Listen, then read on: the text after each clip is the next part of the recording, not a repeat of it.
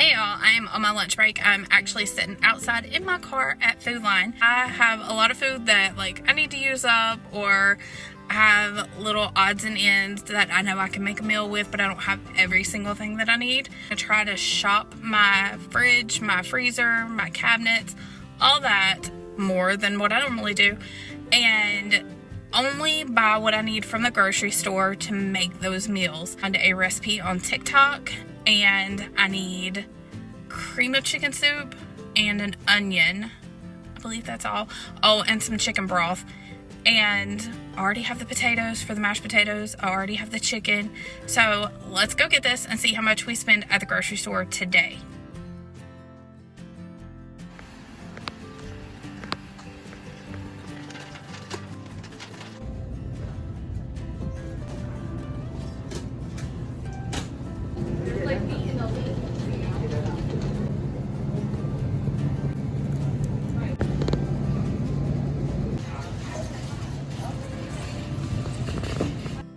Okay, we're done in Food Line. I got my onion. It is 76 cents. I'm only going to use half of this, so that's 38 cents. This box of chicken broth, it has 4 cups of broth in it.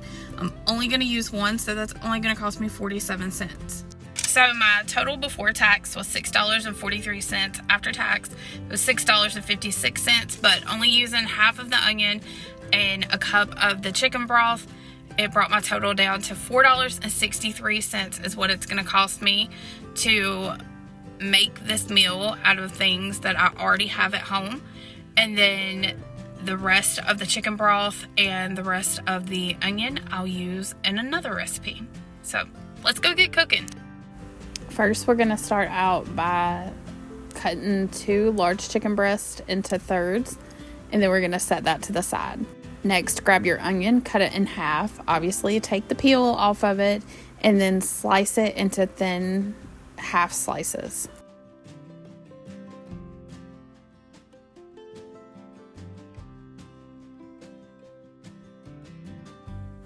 Next, you want to grab a large 9x13 casserole dish, and then we're going to grab all of our onions and just make a nice even layer along the bottom of the dish.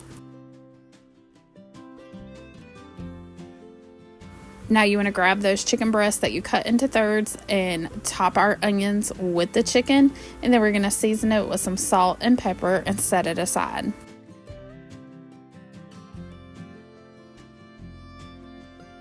This is what it should look like once you get everything seasoned. Remember, you want to season the layers. Now, go ahead and set that aside, and then we're going to make our gravy mix. It is just 2 cans of cream of chicken soup. I got the one with herbs. You can get it without, totally up to you. And then we're going to measure with our heart and add a little bit of onion powder and adobo seasoning. And then about a cup of chicken broth, and whisk this until it's a gravy-like consistency.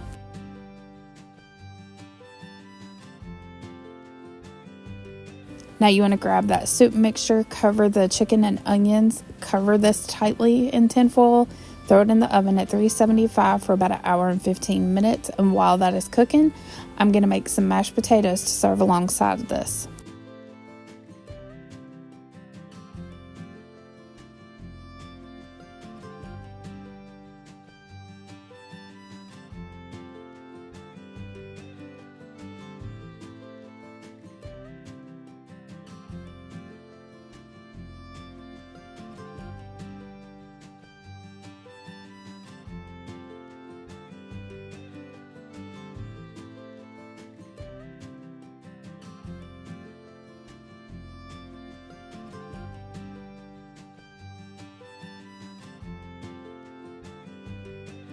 Once the chicken's done, we're going to shred it up in that gravy, and then it's ready to serve. I just did a layer of mashed potatoes and then topped with the chicken and gravy, and it is a full meal all in itself.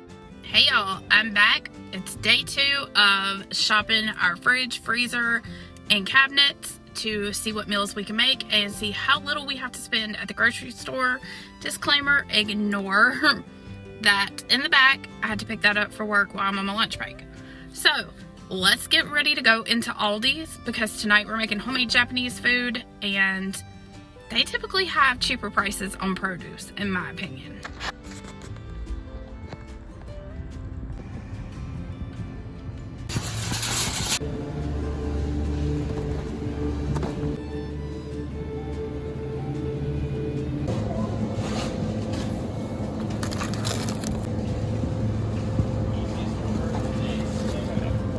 first, I'm done in Aldi's, so I spent $10.66.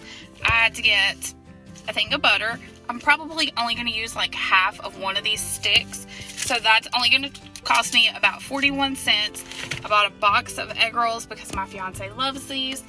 That was $2.95.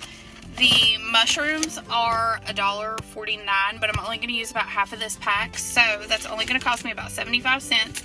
And then I grabbed some broccoli because I'm going to do the vegetables just like the Japanese place does. This is actually 2 crowns, so it was $2.72, so I'm only going to use one of those and save the other one for another recipe, and that is only going to cost me $1.36. So everything that I'm actually going to add to my meal tonight is only going to cost me $5.46. So let's go home and get cooking.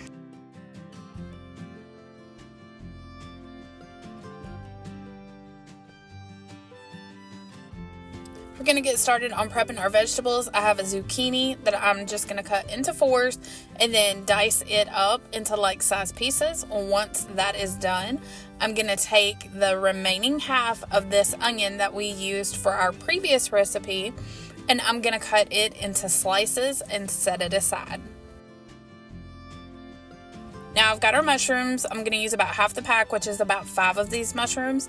I have wiped them off, and now I'm just going to slice them into like size pieces and then set them aside with the rest of our vegetables.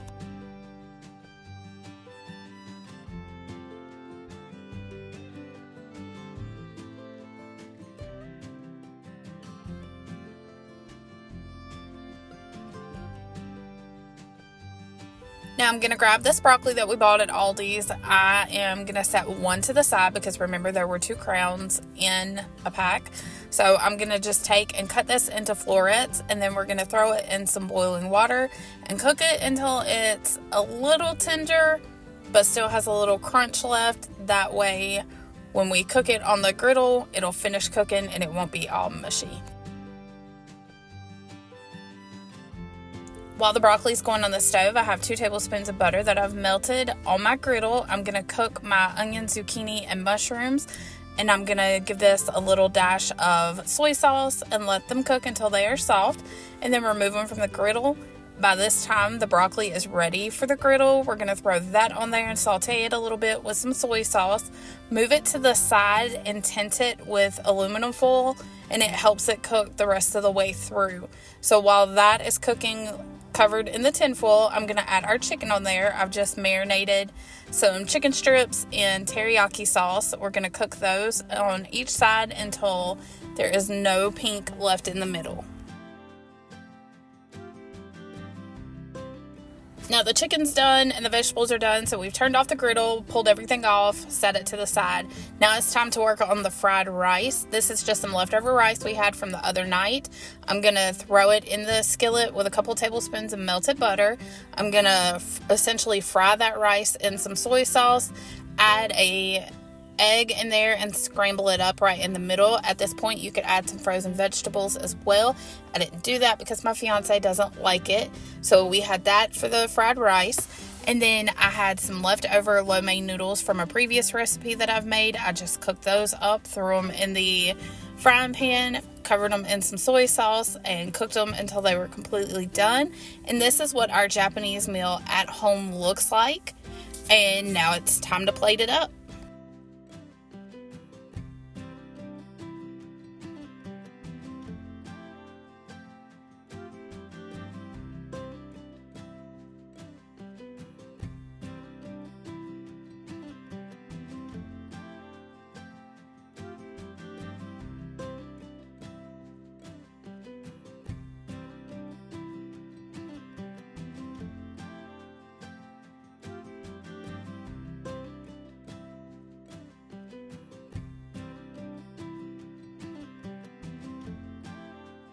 And as you can see, we got a whole plate full of Japanese food for less than what we would have spent on takeout. Hey y'all, we are on day 3 of our experiment of shopping our fridge, freezer, and cabinets. to see how little we can get out for spending on dinner for this week. Tonight we're gonna keep it super simple. We're gonna have chicken salad sandwiches and chips. I have chips, I have bread, I have pretty much everything I need for the chicken salad, except I don't have celery and I don't have a lemon for lemon juice. So let's go get that and then we'll go home and cook.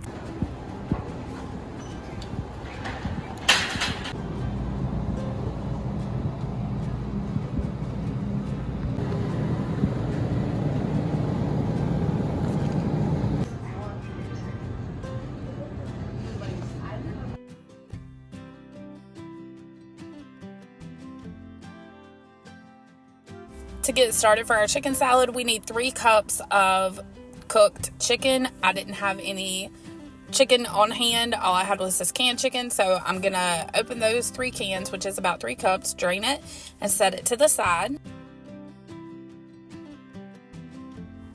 Next, we need about a cup of diced celery, which is the equivalent to about 2 stalks of celery diced finely. Next, grab a large mixing glass or bowl and combine the chicken and the celery and set it to the side.